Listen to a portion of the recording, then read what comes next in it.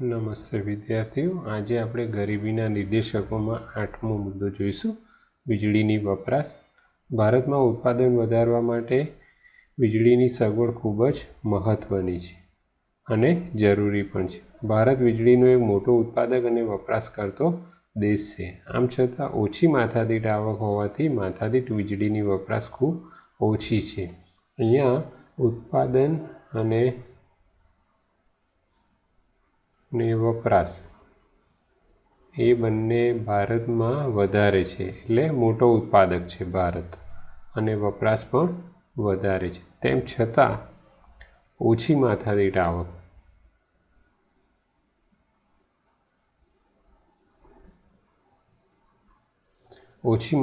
હોવાને કારણે વીજળીની જે વપરાશ છે એ ખૂબ જ ઓછી છે. એટલે લોકો જરૂર પૂરતી જ વીજળીનો વપરાશ કરે છે અને આધુનિક જે સાધનો છે એનો ઓછો ઉપયોગ કરે છે, કારણ કે એમની માથાદીઠ આવક ઓછી છે.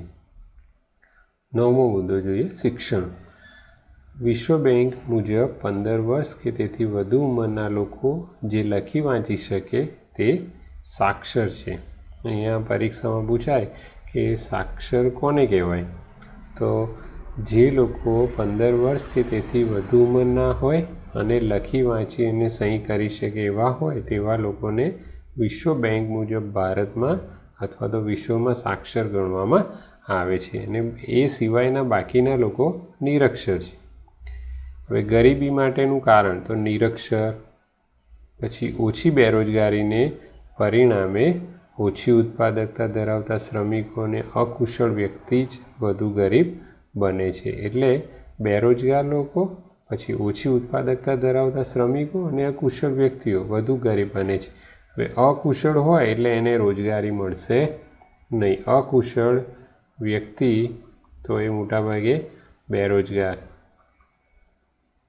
કારણ કે અકુશળ વ્યક્તિઓને કોઈ નોકરીએ રાખશે નહીં, અને એ બેરોજગાર બનશે એટલે એને આવકનું કોઈ સાધન રહેશે નહીં.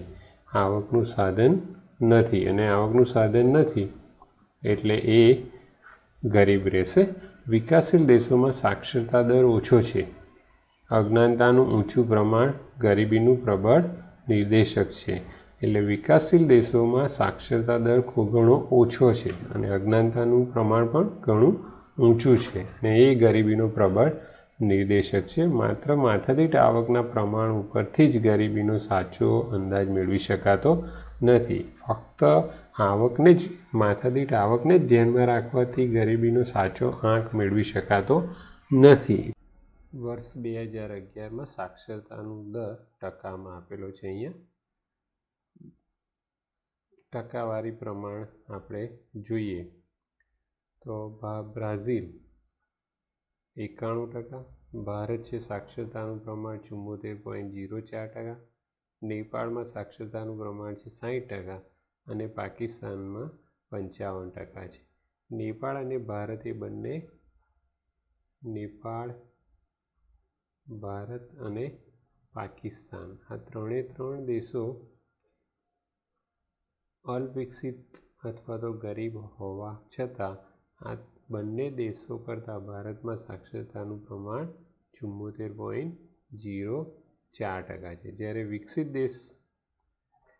દેશોમાં આ પ્રમાણ લગભગ 95% હોય છે. એટલે નેપાળ અને પાકિસ્તાન એ બંને કરતાં ભારતમાં સાક્ષરતાનું પ્રમાણ ઊંચું છે, અને આ ત્રણેય કરતાં બ્રાઝિલમાં 91% સાક્ષરતાનું પ્રમાણ છે. આ આંકડાકીય માહિતી 2011માંથી લેવામાં આવી છે. એટલે 2011માં વિશ્વમાં કયા દેશમાં સૌથી વધુ સાક્ષરતાનો દર હતો, તો તમારે અહીંયા બ્રાઝિલ લખવાનું. તો બ્રાઝિલ છે એમાં 2011માં સાક્ષરતાનું પ્રમાણ છે 91% હતું. ભારતનું પૂછાય તો 74.4% લખવાનું. નેપાળનું પૂછાય તો 60%, પાકિસ્તાનનું પૂછાય તો 55%. પણ આ પ્રમાણ છે 2011. 2011માં ભારતમાં સાક્ષરતાનો દર કેટલો હતો? 74.4%.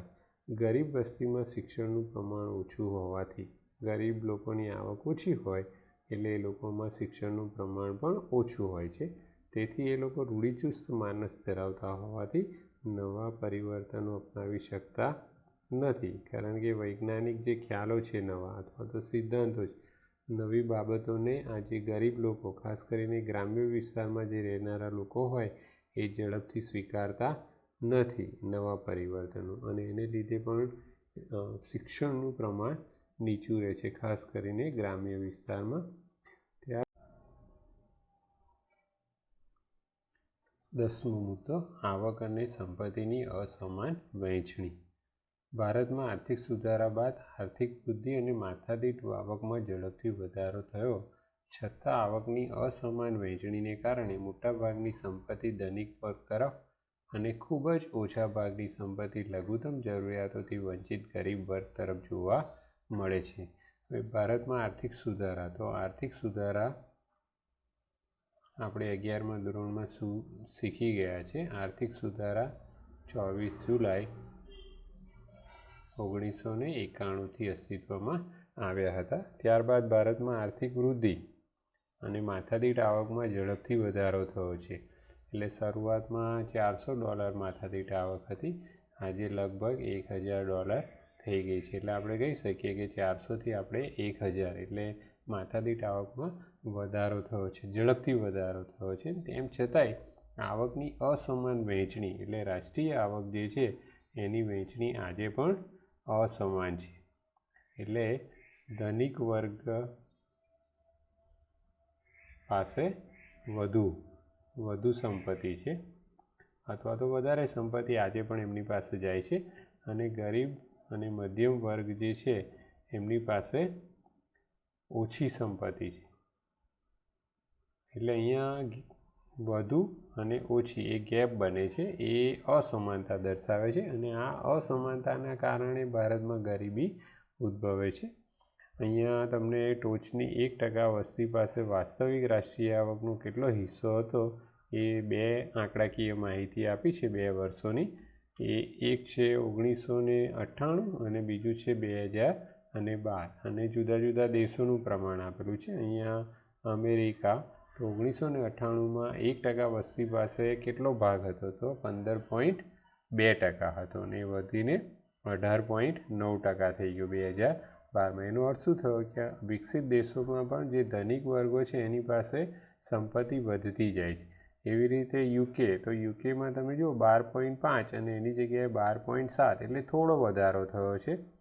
જ્યારે ભારતમાં 9ની જગ્યાએ 12.6 થયા છે, 3.6નો ભારતમાં વધારો છે. આપણા દેશમાં ગરીબ અને ધનિક વચ્ચે આર્થિક અસમાનતાનો જે ગાળો જોવા મળે છે તે ભારતમાં ગરીબીનો નિર્દેશક, એટલે આર્થિક અસમાનતાનો જે ગાળો છે ને એ જ ગરીબીનો મોટો નિર્દેશક છે. ત્યાર પછી 11મો મુદ્દો છે એ બેરોજગારીનો ઊંચો દર. તો અવિકસિત દેશ એવા ભારતમાં બેરોજગારીનું પ્રમાણ પણ ઘણું ઊંચું છે. તો અહીંયા પહેલાં તો આપણે બેરોજગારીનો અર્થ જોઈ લઈએ. બેરોજગારીનો અર્થ, તો બેરોજગાર કોને કહેવાય, આગળના પ્રકરણમાં આવશે બેરોજગાર વિશે, અને કદાચ બેરોજગારીના જે પ્રકારો છે 11મા ધોરણમાં આપણે શીખી ગયા છે. પ્રવર્તમાન વેતન દર એટલે બજાર ભાવે, બજાર કિંમતે. વ્યક્તિની કામ કરવાની ઈચ્છા, એટલે પહેલાં તો એની ઈચ્છા હોવી જોઈએ. પછી બીજું છે એની શક્તિ, એટલે શ્રમના સક્રિય પુરવઠામાં એનો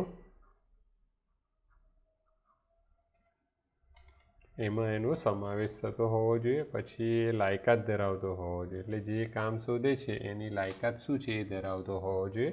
વ્યક્તિ કામ કરવા અથવા તો કામની શોધમાં હોય છતાં પણ એને કામ ન મળે તો આપણે એને બેરોજગાર કહીએ છીએ. 11મા ધોરણમાં વ્યાખ્યા આવી ગઈ છે. તો ભારતમાં જે રોજગાર વિહોણી વૃદ્ધિ થાય છે, પણ એ કેવી વૃદ્ધિ થાય છે, રોજગાર વિહોણી હોવાથી બેરોજગારીનો દર ઊંચો રહે છે. એટલે સાધનોનો વધારે ઉપયોગ થતો હોવાથી શ્રમનો ઓછો ઉપયોગ થાય છે, જેની જગ્યાએ મૂડી સાધનનો વધારે ઉપયોગ થાય છે. એટલે વૃદ્ધિ તો થાય છે પણ બેરોજગારીનો દર ઊંચો રહે છે. ભારતમાં વર્ષ 2011 સુધી બેરોજગારીનો દર 9%ની આસપાસ રહ્યો હતો. એટલે 2011 સુધી, 2011માં રહે તો બેરોજગારીનો દર 9%ની આસપાસ હતો. એ 2013 અને 14માં જોઈએ તો એ 15 વર્ષથી મોટી ઉંમરના જે લોકો છે એમાં બેરોજગારીનું પ્રમાણ 2013 અને 14માં જોઈએ તો 4.9% હતું. એટલે ઘટાડો થયો છે. 2011ની જગ્યાએ આપણે જોઈએ તો 2013 અને 14માં 4.9%, પણ એ 15 વર્ષથી મોટી ઉંમરના લોકોમાં પ્રમાણ આપેલું છે. ગ્રામીણ ક્ષેત્રો માટે આ દર 4.7% અને શહેરી ક્ષેત્રો માટે 5.5% જોવા મળે છે. એટલે આ પ્રમાણ આપણે ગ્રામીણમાં જોઈએ તો થોડું ઓછું છે, 4.7% છે, જ્યારે શહેરોમાં આ પ્રમાણ વધારે છે, 5.5% છે. હવે ભારતના શહેરોમાં મોટાભાગે શિક્ષિત વર્ગ વધારે હોય, શિક્ષિત વર્ગ વધુ હોય, એટલે એ લોકો કામની શોધમાં હોય, એમને લાયક ન મળે, એટલે શહેરોમાં આ પ્રકારની બેરોજગારી જોવા મળે છે. તો બેરોજગારીના કારણે પણ ગરીબી ઉદ્ભવે છે એવું માનવામાં આવે છે. તો આ પણ એક એનો નિર્દેશક થયો.